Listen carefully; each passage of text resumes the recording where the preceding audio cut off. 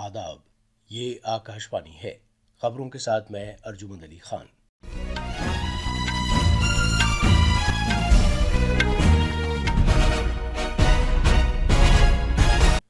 उमूर दाखिला की वजारत ने दिल्ली कौमी राजधानी खित्ते के कई स्कूलों को भेजी गई बम की धमकी को फर्जी करार दिया है और वालिदैन पर जोर दिया है कि वो घबराए नहीं, तहकीकात जारी है। लोकसभा इंतखाबात के तीसरे मरहले के लिए सरगर्म चुनाव मुहिम जारी है। मुख्तलिफ पार्टियों के सरकर्दा लीडर आज अपने कागजात नामजदगी दाखिल कर रहे हैं। इंतखाबी कमीशन ने अनंतनाग राजौरी पार्लिमानी हलके में पोलिंग की तारीख 7 मई से बदलकर 25 मई कर दी है। गुज़श्ता महीने जीएसटी की वसूलियाबी 2,10,000 करोड़ रुपए रही, जो अब तक की सबसे ज़्यादा है। भारत ने स्मार्ट आबदोज शिकन मिसाइल निज़ाम की कामयाब आजमाइश की है और बैडमिंटन में चीन के चेंगडू में थॉमस कप क्वार्टर फाइनल में आज भारतीय मर्दों की टीम का मुकाबला इंडोनेशिया से होने वाला है। अब खबरें तफसील से। उमूर दाखिला की वजारत ने कौमी राजधानी और आसपास के इलाकों के मुख्तलिफ स्कूलों को ईमेल के जरिए भेजी गई बम की धमकियों को फर्जी करार दिया है और वालिदैन और तलबा से अपील की है कि वो घबराएं नहीं। वजारत ने कहा है कि कुछ स्कूलों को ईमेल के जरिए धमकियां मिली हैं और तहकीकात जारी है। दिल्ली पुलिस के मुताबिक तलाश में अब तक कुछ भी मशकूक नहीं मिला है। वजारत ने कहा है कि दिल्ली पुलिस और सिक्योरिटी एजेंसियां इस वाक़े के तनाजुर में ज़रूरी इक़दाम कर रही हैं। दिल्ली के लेफ्टिनेंट गवर्नर विनय कुमार सक्सेना ने दिल्ली पुलिस कमिश्नर संजय अरोड़ा से फ़ोन पर बात की और इस मामले की तफसीली रिपोर्ट तलब की। जनाब सक्सेना ने कई स्कूलों का दौरा भी किया जिन्हें बम की धमकियां मौसूल हुई थीं। जनाब सक्सेना ने दिल्ली पुलिस को यह हिदायत दी है कि वो कसूरवार अफराद की शनाख्त करे और इस बात को यकीनी बनाया जाए कि किसी तरह की कोई कोताही ना हो। उन्होंने कहा कि शरपसंदों और कसूरवार अफराद को बख्शा नहीं जाएगा। उधर दिल्ली की वजीर तालीम आतिशी ने कहा है कि स्कूलों को खाली करा लिया गया है और दिल्ली पुलिस ने स्कूलों में तलाशी ली है। उन्होंने कहा कि किसी भी स्कूल में अब तक कुछ नहीं मिला है। मोहतरमा आतिशी ने यह भी कहा कि दिल्ली सरकार ने पुलिस और स्कूलों से राब्ता कायम कर रखा है। अब जबकि लोकसभा इंतखाबात का तीसरा मरहला करीब आ रहा है, आज मुख्तलिफ सियासी पार्टियां मुल्क भर में इंतखाबी रैलियां कर रही हैं। वज़ीर आज़म और बीजेपी के सरकर्दा रहनुमा नरेंद्र मोदी आज गुजरात के बनासकांठा और साबरकांठा में इंतखाबी रैलियां करेंगे। गुजरात में 7 मई को वाहिद मरहले के तहत पोलिंग होगी। वज़ीर दाखिला और बीजेपी लीडर अमित शाह छत्तीसगढ़ में कोरबा में एक अवामी जलसे से खिताब करेंगे। समाजवादी पार्टी के कौमी सदर अखिलेश यादव मैनपुरी लोकसभा सीट से पार्टी उम्मीदवार डिम्पल यादव के लिए इंतखाबी मुहिम करेंगे। राजस्थान के वजीर आला और बीजेपी लीडर भजनलाल झारखंड के हजारीबाग में लोकसभा के उम्मीदवार मनीष जायसवाल की हिमायत में एक अवामी मीटिंग करेंगे और कागजात नामजदगी के प्रोग्राम में शिरकत करेंगे। Senior BJP leader Anurag Singh Thakur आज कागजात नामजदगी दाखिल करने के दौरान बस्ती से बीजेपी उम्मीदवार हरीश द्विवेदी और उत्तर प्रदेश के डोमरियागंज से जगदम्बिका पाल के साथ होंगे। एक और बीजेपी रहनुमा और मशहूर भोजपुरी अदाकार दिनेश लाल यादव निरहुआ आजमगढ़ लोकसभा हल्के से आज अपने पर्चा नामजदगी दाखिल करेंगे। लोकसभा इंतखाबात के तीसरे मरहले के तहत इस माह की 7 तारीख को 10 रियासतों और मरकज के जेर इंतजाम एक इलाके की 93 सीटों पर वोट डाले जाएंगे। इस मरहले में गुजरात की 25, कर्नाटक की 14, महाराष्ट्र की 11 और उत्तर प्रदेश की 10 सीटों पर वोट डाले जाएंगे। इसके अलावा मध्य प्रदेश की 9, छत्तीसगढ़ की 7, बिहार की 5, आसाम और मगरबी बंगाल की 4-4 और गोवा, दादर और नगर हवेली और दमन दीव की 2-2 सीटों पर भी पोलिंग होगी।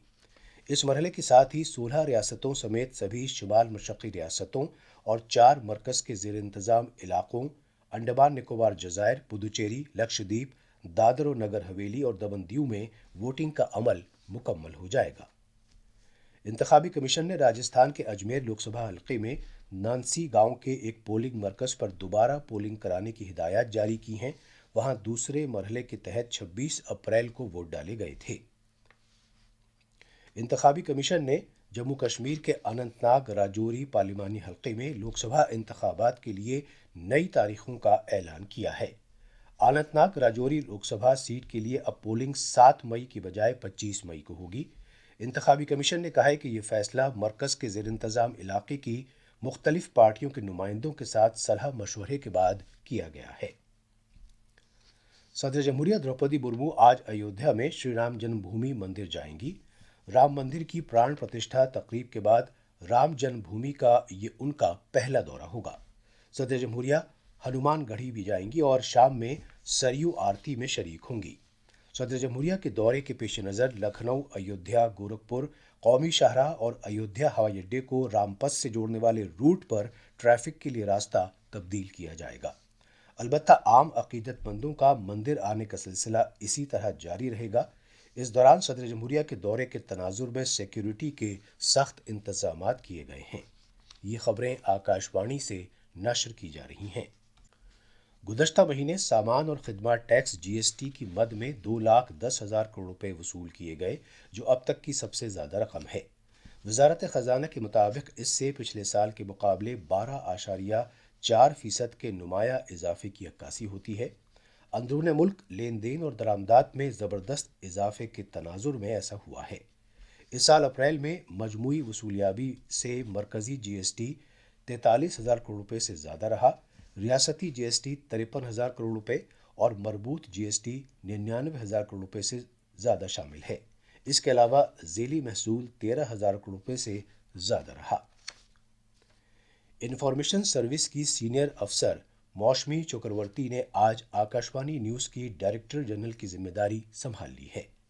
1991 بیچ کی IIS افسر محترمہ چکرورتی کو اطاعت النشریات کی وزارت کی کئی میڈیا تنظیموں میں کام کرنے کا وسیع تجربہ حاصل ہے، جس میں پریس انفارمیشن بیورو PIB اور مرکزی کمیونیکیشن بیورو شامل ہیں۔ 30 سال سے زیادہ عرصے کے اپنے کیریئر میں انہوں نے قومی انسانی حقوق کمیشن میں ڈیپوٹیشن کی بنیاد پر بھی کام کیا ہے۔ وہ کابینہ وزیر کی PS کے عہدے پر بھی فائز رہ چکی ہیں۔